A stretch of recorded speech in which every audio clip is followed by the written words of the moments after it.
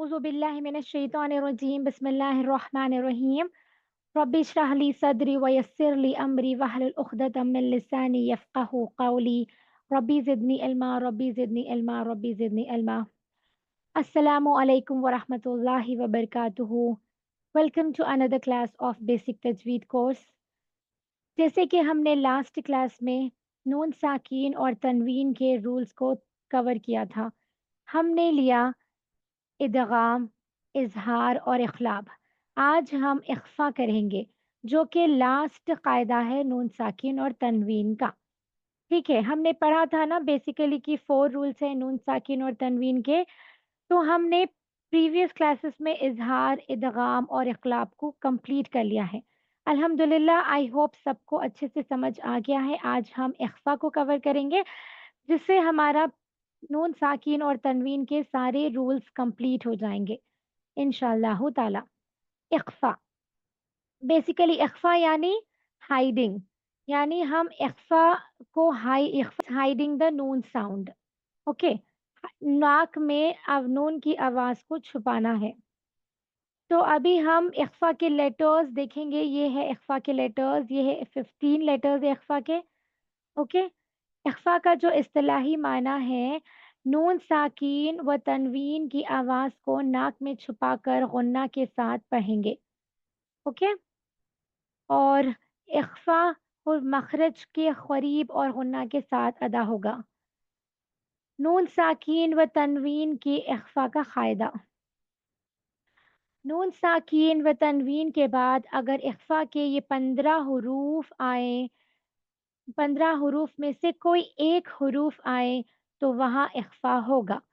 जैसे यहाँ पर आप देखिए नून साकीन है, उसके बाद ता है और ये ता जो है इख़्फ़ा का लेटर है। हमेशा हमें नून साकीन के आफ्टर लेटर को देखना है कि कौन-सा लेटर आ रहा है। अगर ये इख़्फ़ा के 15 लेटर्स में से कोई एक लेटर आ रहा है, तो हमें नून की आवाज़ को नाक में छुपाकर 2 सेकंड्स तक हमें गुन्ना करके पढ़ना होगा। जैसे मंताबा, मंताबा, अंत मुंज़िरु, अंत मुंज़िरु, कुंतु तुराबन, कुंतु तुराबन। जैसे हमने 2 सेकंड्स हाइड किया है, वैसे ही हम इसको पढ़ेंगे। गुन्ना यानी मैंने बताया था कि holding the sound in your nose for 2 seconds. तो हाइड भी करना है अभी यहाँ पर और गुन्ना भी करना है।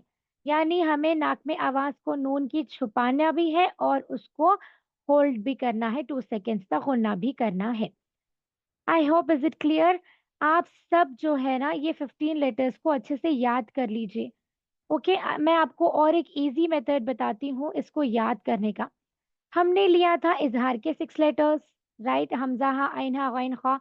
इदगाम के हैं 6 लेटर्स, यरमलून, या, रॉ, मीम, लाम, वाव, नून। और इख़लाब का 1 लेटर है। तो 6 + 6 + 1 टोटल 13 हो गया, राइट? ये आप याद है आप सबको, ये आप अच्छे से याद कर लीजिए क्योंकि ये थोड़े-थोड़े से ही लेटर्स हैं। ये ईज़िली हमको याद हो जाएँगे। 15 लेटर्स को इंडिविजुअली याद करना थोड़ा, अगर किसी को प्रॉब्लम है, बेसिकली सब याद करते हैं। अगर कोई नहीं, अगर किसी को प्रॉब्लम हो रही है कि याद करने के लिए, तो आप इस तरह से भी याद कर सकते हैं कि आप हम देखें अभी टोटल लेटर्स हमारे अल्फ़ाबेट जो है अरेबिक के 28 है। हम उसमें से ये 13 लेटर्स को माइनस कर देंगे, ओके? तो टोटल 15 लेटर्स बचते। फाइनली क्या है, 15 लेटर्स जो है इख़्फ़ा के हैं अब। रिमेनिंग जो लेटर्स है, इन लेटर्स को आप याद कर लेंगे और इसको माइनस कर लेंगे, तो अब आपको ईज़िली मालूम हो जाएगा जो रिमेनिंग लेटर है वो इख़्फ़ा के हैं। जैसे कि अगर आप अभी देखें कि नून साकीन के बाद देखना है आपको कि कौन से लेटर्स आ रहे हैं।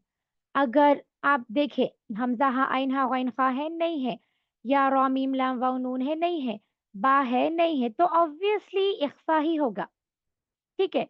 तो इससे आप आइडेंटिफ़ाई कर सकते हैं नून साकिन और तनवीन के आफ्टर लेटर्स पे आप फ़ोकस कर सकते हैं। अगर आपको ये लेटर्स याद हैं, तो आप इख़्फ़ा के लेटर्स को ईज़िली आइडेंटिफ़ाई कर सकते हैं तब, ठीक है? तो आप अब क्या करना है, हमेशा आप जभी भी नून साकिन और तनवीन के बाद वाले लेटर को देखना है। अगर हमज़ा, हा, आइन, हा है तो इज़हार करेंगे, नहीं है तो دیکھیں گے، چیک کریں گے ادغام ہے نہیں ہے. اگر ادغام ہوگا تو ادغام کر کے غنہ کر کے پڑھنا ہے.